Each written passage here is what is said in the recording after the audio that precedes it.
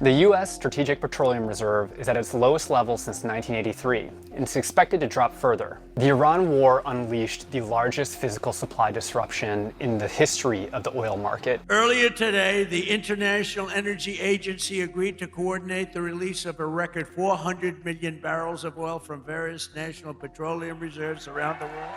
The Trump administration agreed to release 172 million barrels of oil from the U.S. stockpiles. These reserves are a series of salt caverns stretching across Texas and Louisiana, and they hold hundreds of millions of barrels of oil designed to blunt the effect of supply disruptions to the oil market.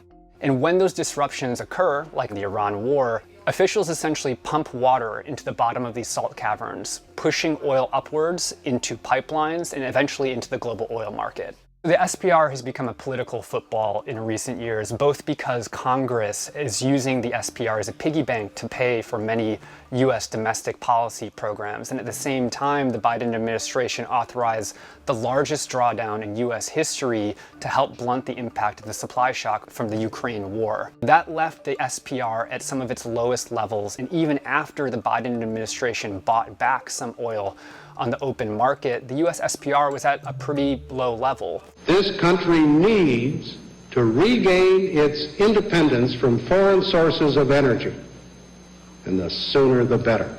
The SPR was created in the 1970s after a series of oil supply shocks hammered the U.S. economy. When the SPR was conceived, the U.S. was a huge importer of oil. Now, the U.S. is the largest oil producer in world history. And that really raises a question of to what extent the reserves should be rebuilt after the war with Iran concludes.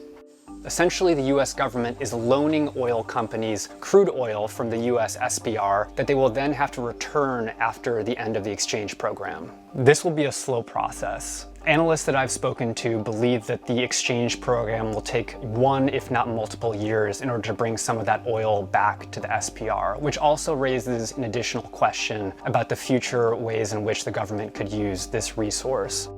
When an individual site is actually adding oil to the stockpile, it can't release oil at the same time. So if the SPR is taking back oil in these exchange programs, it may not also be able to release oil if there is a subsequent geopolitical shock.